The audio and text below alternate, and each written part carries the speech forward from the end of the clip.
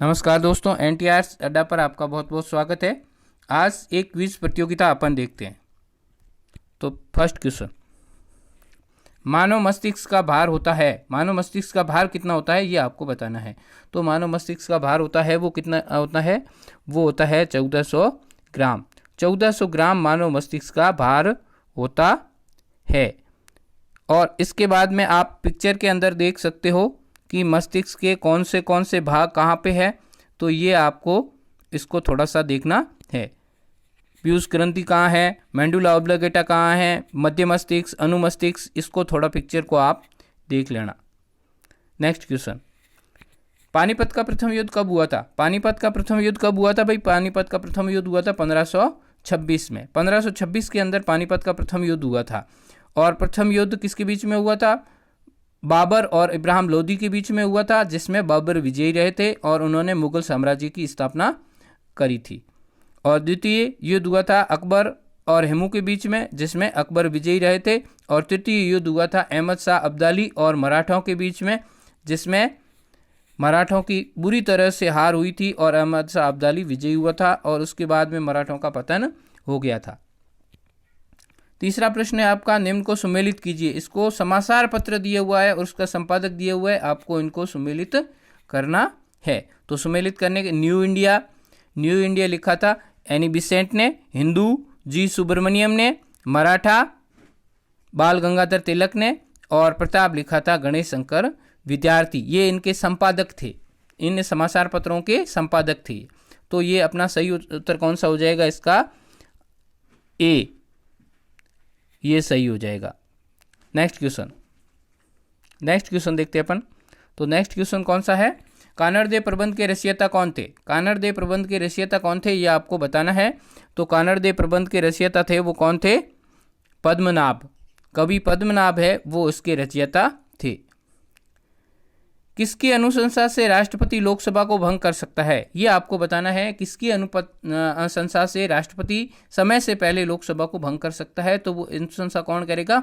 वो करेगा प्रधानमंत्री ऐसी अनुशंसा कर सकता है। मान लो किसी राज्य में 4-5 राज्य में एक साथ में इलेक्शन हो रहे हैं और 4 महीने बाद में लोकसभा का चुनाव है, 5 महीने के बाद में है, तो प्रधानमंत्री ये सिफारिश कर सकता है राष्ट्रपति से कि आप लोकसभा है वो भंग कर दीजिए और जो विधानसभा के चुनाव हो रहे हैं इनके साथ में लोकसभा के चुनाव भी करवा दीजिए। तो राष्ट्रपति ऐसा कर सकता है। किसकी अनुशंसा पर? प्रधानमंत्री की अनुशंसा पर।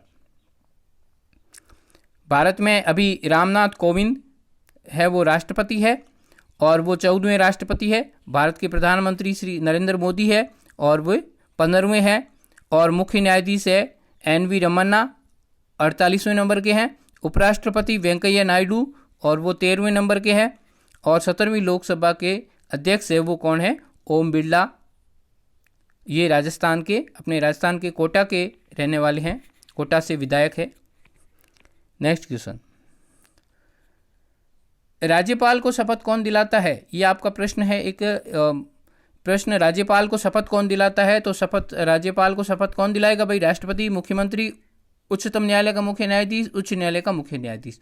तो जिस राज्य का राज्यपाल बन रहा है उसका संबंधित हाई कोर्ट होगा, उस हाई कोर्ट का चीफ जस्टिस होगा, वो आप इसको राज्यपाल को शपथ दिलाएगा।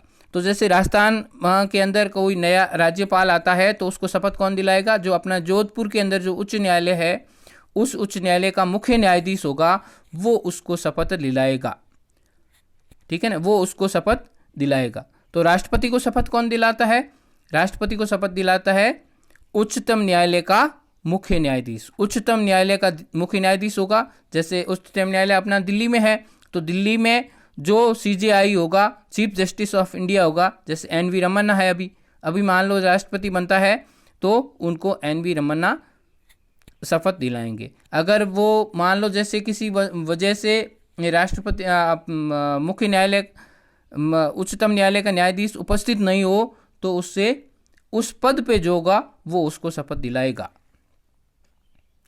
और मुख्यमंत्री को शपथ दिलाता है राज्यपाल और उच्चतम न्यायालय के मुख्य न्यायाधीश को शपथ दिलाएगा राष्ट्रपति और उच्चतम न्यायालय का मुख्य न्यायाधीश होगा उसको शपथ दिलाएगा राज्यपाल। और प्रधानमंत्री को शपथ कौन दिलाता? ये शपथ वाली आप सारे इसको देख लेना। एक तो कौन किसको शपथ दिलाता है और कौन किसको इस्तीफा देता है, ये चीज़ें थोड़ी सी अपने को कंफर्म होनी चाहिए। हीरे के चमकने का कारण क्या होता है भाई? हीरे का चमकना ये कौन से कारण से? ये भौतिक प्रभाव है और ये है पूर्ण आंतरिक परावर्तन। पूर्ण आंतरिक परावर्तन के कारण ही हीरे में चमक होती है। और हीरे जापान में एक रोग होता है मिनीमाता रोग। ये जल में किसके प्रदूषण के कारण होता है? जल के अंदर किसकी मात्रा घुल जाती है, तो उसके कारण ये मिनीमाता रोग होता है, ये आपको बताना है। तो ये जल में पारे की मात्रा अगर घुल जाती है, पारा जिसका प्रतीक है Hg, इस पारे की मात्रा के घुलने से ये रोग हो जाता है, मिनीमाता रोग। नेक्स्ट क्वेश्चन देखते हैं अपन। नेक्स्ट क्वेश्चन है, भारत में सर्वप्रथम सुपर कंप्यूटर परम का निर्माण किसने किया था? भारत का पहला सुपर कंप्यूटर परम। तो परम का भाई आपको बताना है कि इसका निर्माण किसने किया था, किसने इसको बनाया था? तो इसे बनाया था एक कंपनी है सीडेक ने बनाया था। इसे किसने बनाया था? सीडेक ने बनाया था। और सीडेक का मुख्यालय है वो कहाँ पे है? सीडेक का मुख्यालय है वो पुणे के अंदर है। नेक्स्ट क्वेश्चन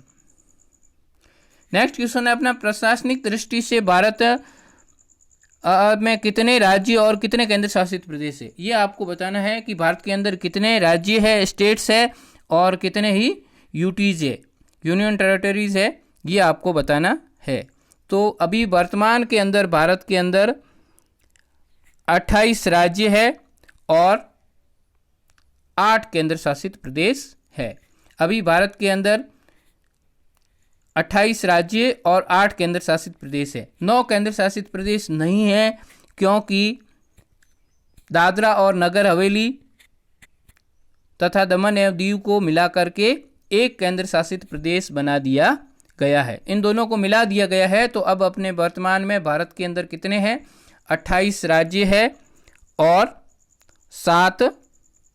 8 केंद्र शासित प्रदेश है।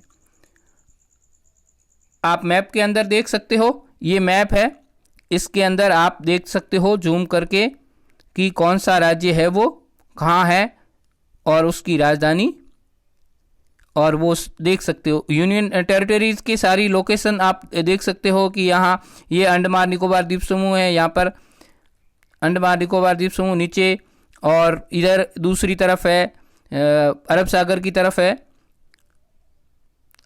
तरफ है, लक्षद्वीप, और ऊपर यहाँ महाराष्ट्र और गुजरात के बॉर्डर के पास में यहाँ पर है, इनके पास में यहाँ दमन और दीव है,